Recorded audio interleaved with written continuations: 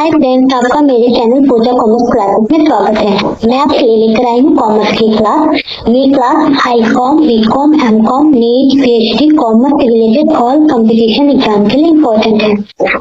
मैं ये क्लास पहले भी करवा चुकी हूँ, बट उस टाइम पे क्या था कि मैं क्लासेस कंटिन्यू नहीं ले पा रही थी क्योंकि मुझे टाइम नहीं मिल रहे थे। बट अब मैं जो क्लासेस ला रही हूँ ये कंटिन्यू होंगे। मैं वीक में मिनिमम 3 क्लासेस तो जरूर ले आऊंगी, अगर उससे अधिक हुए तो उससे अधिक भी लाऊंगी। अगर आप कॉमर्स के स्टूडेंट हो तो ये क्लास आपके लिए बिल्कुल ही फ्री है। आपको कॉमर्स से रिलेटेड कोई भी टॉपिक पे क्लास चाहिए, आप हाईकॉम, बीकॉम, एमकॉम या कॉमर्स से रिलेटेड किसी भी एग्जाम की प्रिपरेशन कर रहे हो तो आप मुझे अपने टॉपिक को कमेंट करो कि आपको इस टॉपिक पे क्लास चाहिए, मैं उस टॉपिक पे क्लास ले आऊंगी। ऐसे मैं जो क्लासेस पहले ली थी वो उसमें मैं सिर्फ थ्योरी करवाई थी। अब जो मैं क्लासेस स्टार्ट करी हूँ इसमें मैं थ्योरी और इंडिकल दोनों करवाऊंगी। इसमें मैं कॉमर्स की क्लास 12 की अकाउंटेंसी स्टार्ट करी हूँ। क्लास 12 में कंप्लीट करवाऊंगी, उसके बाद फिर 11 करवाऊंगी, उसके बाद फिर मैं बीकॉम और एमकॉम की क्लासेस भी दूंगी। बट अगर आपको किसी भी टॉपिक की जरूरत हो आप मुझे कमेंट कर दें, मैं उस पर भी क्लासेस ले आऊंगी। तो अगर कोई भी स्टूडेंट है जो अकाउंटेंसी पढ़ रहे हैं तो वो मेरी क्लास करें, उनके लिए क्लासेस बिल्कुल फ्री है और आप मेरे साथ बिना कोचिंग के भी आप अपनी प्रिपरेशन कर सकते हो। तो आइए हम अपनी टॉपिक स्टार्ट करते हैं। ये हमारा आज का टॉपिक है अकाउंटेंसी फॉर पार्टनरशिप फर्म, साझेदारी फर्म का लेखांकन। ये क्लास 12 का चैप्टर 2 है और ये आपको बीकॉम सेकेंड ईयर के बुक में भी देखने को मिलेंगे। और कोई स्टूडेंट नेट ईयर की प्रिपरेशन कर रहे हैं तो उन्हें भी ये टॉपिक पढ़ना है, ठीक है। तो ये सारे स्टूडेंट के लिए जिन्हें भी पार्टनरशिप करनी है उनके लिए इम्पोर्टेंट है, ये क्लास आप देख सकते हैं। तो आइए अब हम अपने इस टॉपिक को स्टार्ट करते हैं। इसमें हम देखेंगे कि साझेदारी का गठन कैसे होता है, साझेदारी की विशेषता क्या है और साझेदारी सम्मिलित यानी पार्टनरशिप क्या होती है। तो आइए हम अपने टॉपिक को स्टार्ट करते हैं। हमारा टॉपिक है साझेदारी फर्म का लेखांकन, अकाउंटिंग फॉर पार्टनरशिप फर्म। इसमें हम पहले देखेंगे साझेदारी का गठन कैसे होता है। हम अगर टॉपिक को पढ़ रहे हैं ना तो उसके बारे में सबसे पहले हमें ये जानना चाहिए कि वो कैसे होता है और क्यों होता है, ठीक है। जब 2 या 2 से अधिक व्यक्ति मिलकर किसी व्यापार को चलाने, लाभों को आपस में बांटने के उद्देश्य से पूंजी लगाने के लिए सहमत होते हैं तो इसे साझेदारी कहा जाता है। क्या कहा जा रहा है कि जब 2 या 2 से अधिक लोग मिलकर क्या करते हैं कि किसी व्यापार को चलाने के लिए उसके लाभ और हानि को आपस में बांटने के उद्देश्य से क्या करते हैं कि पूंजी लगाते हैं और पूंजी लगाकर एक व्यवसाय करते हैं, एक व्यवसाय को शुरू करते हैं, ठीक है। उसे हम साझेदारी कहते हैं, ठीक है। यहाँ पे मिनिमम 2 लोग होने चाहिए और मैक्सिमम 2 से अधिक कितने भी हो सकते हैं, 2, 4, 8, 10, 12 जितने भी हो, ठीक है। 2 या 2 से अधिक लोग मिलकर क्या करते हैं कि व्यापार को चलाने के लिए पूंजी लगाते हैं और एक व्यवसाय का आरंभ करते हैं और उसके लाभ और हानि को आपस में बांटने के लिए सहमत होते हैं। अगर आपसे कोई पूछे कि साझेदारी क्या होता है तो आप इसे ये भी कह सकते हैं कि साझेदारी 2 या 2 से अधिक व्यक्तियों के बीच एक समझौता होता है। क्योंकि साझेदारी में क्या होता है कि 2 या 2 से अधिक लोग मिलकर क्या करते हैं कि आपस में एक समझौता करते हैं कि हम इतनी पूंजी लगा रहे हैं, उसमें जो भी प्रॉफिट या लॉस होगा तो हम उसको आपस में बांटेंगे, ठीक है। तो इसलिए आप कह सकते हो कि साझेदारी 2 या 2 से अधिक व्यक्तियों के बीच का एक समझौता होता है जो कि आपस में लोग मिलकर समझौते को करते हैं। भारतीय साझेदारी अधिनियम 1930 की धारा 4 के अनुसार साझेदारी व्यक्तियों के बीच एक संबंध है जो किसी ऐसे व्यवसाय के लाभों को आपस में बांटने के लिए सहमत होते हैं जिसको सभी साझेदार द्वारा संचालित किया जाता है या सभी साझेदारों की ओर से कोई एक साझेदार द्वारा संचालित किया जाता है। भारतीय साझेदारी अधिनियम 1930 जो है उसकी धारा 4 के अनुसार क्या कहा गया है कि साझेदारी जो है वो व्यक्तियों के बीच का एक संबंध है। इसमें क्या होता है कि व्यक्ति जो है वो आपस में एक संबंध बनाते हैं, एक समझौता करते हैं, ठीक है। तो साझेदारी को व्यक्तियों के बीच का एक संबंध कहा गया है जिसमें क्या होता है कि किसी ऐसे व्यवसाय के लाभों को आपस में बांटने के लिए वो सहमत होते हैं ठीक है, जिसके लिए वो पूंजी लगाकर व्यवसाय शुरू करें।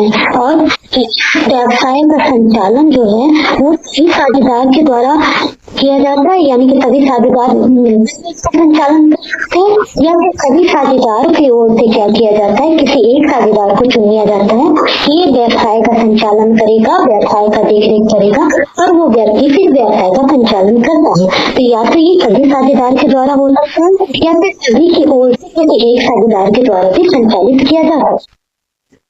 अब हम देखते हैं कि साझेदारी की विशेषताएं क्या क्या है। साझेदारी की विशेषताएं। साझेदारी दो या दो से अधिक व्यक्तियों का एक संघ है। ये तो मैं आपको पहले ही बता चुकी हूँ कि साझेदारी क्या है। तो दो या दो से अधिक व्यक्तियों के बीच का एक संघ है। साझेदारी एक संघ होता है, ये भी मैं आपको बताई कि साझेदारी क्या है। तो साझेदारी एक संघ होता है, दो साझेदार आपस में मिलकर करते हैं। साझेदारी का उद्देश्य व्यवसाय करना होता है। जाहिर सी बात है कि जब दो या दो से अधिक लोग मिलकर पूंजी लगाकर व्यवसाय आरंभ कर रहे हैं तो उसका उद्देश्य तो व्यवसाय करना ही हुआ ना। तो साझेदारी का उद्देश्य व्यवसाय करना होता है। जो है वो वैधानिक होना चाहिए। वैधानिक कहने का मतलब है कि व्यवसाय जो है वो लीगल होना चाहिए, कानूनी होना चाहिए, कानून की नजर में वो गलत नहीं होना चाहिए। ठीक है, गैर कानूनी बिजनेस आप नहीं कर सकते हैं। इसलिए व्यवसाय जो है वो वैधानिक यानी कि कानूनी होना चाहिए, लीगल होना चाहिए आपका बिजनेस। व्यवसाय का उद्देश्य लाभ कमाना होता है।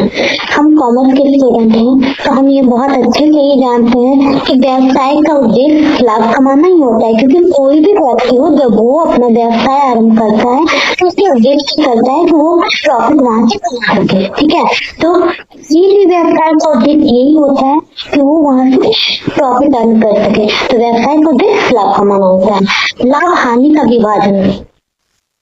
जब एक व्यक्ति अपना व्यवसाय करता है, अपना बिजनेस आरंभ करता है, तो उसमें क्या होता है कि उसे जो भी प्रॉफिट या लॉस होते हैं उसका अधिकारी वो स्वयं होता है। ठीक है, बट यहाँ पे क्या है कि दो या दो से अधिक लोग मिलकर व्यवसाय कर रहे हैं, उसमें जो भी प्रॉफिट या लॉस होंगे उसमें जितने भी साझेदार हैं वो सभी बराबर के हकदार होंगे। तो इसीलिए उस प्रॉफिट और लॉस को बांटने के लिए वो आपस में सहमत होते हैं। ठीक है, और उसके लिए एक अनुपात रखते हैं और उस अनुपात में वो अपने प्रॉफिट और लॉस को आपस में बांट लेते हैं। असीमित दायित्व कहने का मतलब क्या है कि साझेदारी फर्म में जो भी काम है वो सभी साझेदार जो है वो मिलकर करेंगे। उस कोई लिमिट नहीं, वो सीमित नहीं हो, तो वो असीमित हो सकती है। उसमें साझेदारी फर्म में जो भी काम है वो सभी साझेदारों को करना होगा, वो असीमित होती है। ठीक है, हमारा 8वां पॉइंट है संचालन। व्यवसाय संचालन सभी साझेदारों द्वारा या सभी साझेदारों की ओर से कोई एक साझेदार द्वारा होता है। ये तो मैं आपको पहले ही बताई कि व्यवसाय का जो संचालन है वो या तो सभी साझेदार आपस में मिलकर करते हैं या सभी साझेदार की ओर से किसी एक साझेदार को चुन लिया जाता है और वो साझेदार जो है व्यवसाय का संचालन करता है। और इसके लिए ना अगर कोई एक साझेदार को चुना जाता है कि ये साझेदार जो है ये व्यवसाय का संचालन करेगा, तो उसके लिए उसे कुछ अलग से पैसे दिए जाते हैं, जिसे आप सैलरी कह सकते हैं। सैलरी के रूप में अलग से पैसे दिए जाते हैं। इसका मेंशन जो है साझेदारी संलेख यानी पार्टनरशिप डीड में भी किया हुआ रहता है। साझेदारी संलेख। अब साझेदारी संलेख जो है इसे इंग्लिश में पार्टनरशिप डीड कहते हैं। पार्टनरशिप डीड क्या होता है? पार्टनरशिप डीड में साझेदारी फर्म का हर एक बात को पूरा ही डिटेल्स में दिया हुआ रहता है। उसका नाम, पता, उसमें कितने साझेदार हैं, किसने कितनी पूंजी लगाई है, वहाँ पे प्रॉफिट लॉस हो वो किस रेशियो में बांटेंगे और भी बहुत सारा पार्टनरशिप डीड में दिया हुआ रहता है। हम देखते हैं कि साझेदारी संलेख यानी पार्टनरशिप डीड होता क्या है। साझेदारों के पारस्परिक अधिकारों एवं कर्तव्यों को निश्चित करने के लिए उनके बीच एक लिखित अनुबंध तैयार किया जाता है जिसे साझेदारी संलेख कहते हैं। साझेदारों का जो अधिकार और कर्तव्य होता है उसे निश्चित करने के लिए क्या किया जाता है कि एक लिखित अनुबंध तैयार किया जाता है और अनुबंध को हम साझेदारी संलेख यानी कि पार्टनरशिप डीड कहते हैं। साझेदारी प्रलेख एक लिखित प्रलेख है जिसमें साझेदारों के पारस्परिक अधिकार, कर्तव्य, व्यवसाय के उद्देश्य, साझेदारों की पूंजी आदि का उल्लेख रहता है। साझेदारी प्रलेख जो है वो एक लिखित प्रलेख होता है, वो लिखित रूप में होता है, ठीक है, जिसमें साझेदारों को पारस्परिक अधिकार क्या है, उनका कर्तव्य क्या है, व्यवसाय का उद्देश्य क्या है, व्यवसाय किस चीज का किया जा रहा है, किस उद्देश्य से किया जा रहा है, साझेदारों की पूंजी कितनी लगाई गई है, ये सारा कुछ जो है उसमें उल्लेख किया हुआ रहता है। एक साझेदारी संलेख में निम्न बातें सम्मिलित रहती है। तो आइए हम देखते हैं कि साझेदारी संलेख में यानी पार्टनरशिप डीड में क्या क्या दिया हुआ रहता है। फर्म का नाम एवं पता। साझेदारी संलेख में सबसे पहले तो फर्म का नाम क्या है, वहाँ का एड्रेस क्या है, वो चीज लिखा हुआ रहता है। दूसरा से व्यवसाय की प्रकृति कि व्यवसाय किस चीज का किया जा रहा है, ये दिया हुआ रहता है। साझेदारों की पूंजी, किस साझेदार ने कितना पूंजी लगाया है, वो दिया हुआ रहता है। लाभ हानि का विभाजन अनुपात, प्रॉफिट और लॉस जो भी होगा उसे जो है सभी साझेदार आपस में किस रेशियो में बांटेंगे, वो दिया हुआ रहता है। जैसे कि मैंने आपको पहले बताया कि साझेदारी फर्म में प्रॉफिट हो या लॉस हो, उसमें जितने भी साझेदार होते हैं वो सभी हिस्सेदार होते हैं, वो किस रेशियो में आपस में प्रॉफिट और लॉस को बांटेंगे, वो रेशियो जो है पार्टनरशिप डीड में दिया हुआ रहता है।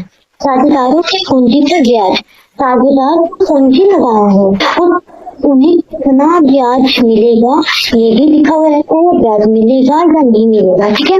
साझेदारों के आहरण पर ब्याज, साझेदार जो है वो आहरण यानी कि ब्याज, ठीक है।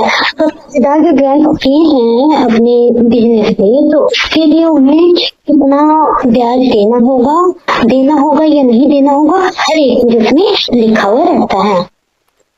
साझेदारों का आहरण, साझेदार जो है वो कितना आहरण किया, कितना ब्याज किया और कितना वो कर सकता है, वो जो है कितना ब्याज ले जा सकता है, जिसमें से ये भी साझेदारी संलेख में लिखा हुआ रहता है। साझेदारों का वेतन का कमीशन, साझेदार जो है उन्हें उनके वेतन पे कमीशन मिलेगा, वेतन या कमीशन उन्हें मिलेगा या नहीं मिलेगा, अगर वे अच्छा काम कर रहे हैं तो उन्हें वेतन या कमीशन मिलेगा कि नहीं मिलेगा, ये भी साझेदारी संलेख यानी कि पार्टनरशिप डीड में दिया हुआ रहता है। मैं आगे आपको ये भी बताऊंगी कि अगर पार्टनरशिप डीड नहीं बना हो, ऐसे ही पार्टनरशिप फर्म बना लिया गया हो, पार्टनरशिप डीड ना हो, पार्टनरशिप डीड के अभाव में हम कौन सा रूल अप्लाई करते हैं, ये मैं आपको आगे बताऊंगी। तो ये था हमारा आज का टॉपिक। उम्मीद करती हूँ कि आपको ये पसंद आया होगा और समझ में भी आया होगा। समझ में ना आए तो आप मुझे कमेंट करके बता सकते हैं, मैं आपको और भी अच्छे से बताने की कोशिश करूंगी। और ये क्लास जो है आपके लिए बिल्कुल ही फ्री है, आप मेरे साथ जुड़कर बिना कोचिंग के लिए अपनी प्रिपरेशन को कर सकते हैं। इस क्लास को अधिक से अधिक लोगों को शेयर कीजिए ताकि ये उन लोगों को मिल सके जो कोचिंग नहीं कर पाते हैं, जिनके पास पैसे नहीं है कोचिंग के, तो मेरे साथ अपनी प्रिपरेशन कर सके। इससे उनका भी भला होगा और आपका भी फायदा है और मुझे भी इसको मोटिवेशन मिलेगा और मुझे इस बात की बहुत खुशी होगी कि मेरे जैसे किसी की मदद हो रही है। इसलिए चैनल को लाइक शेयर और सब्सक्राइब जरूर करें। Thank you friends, take care.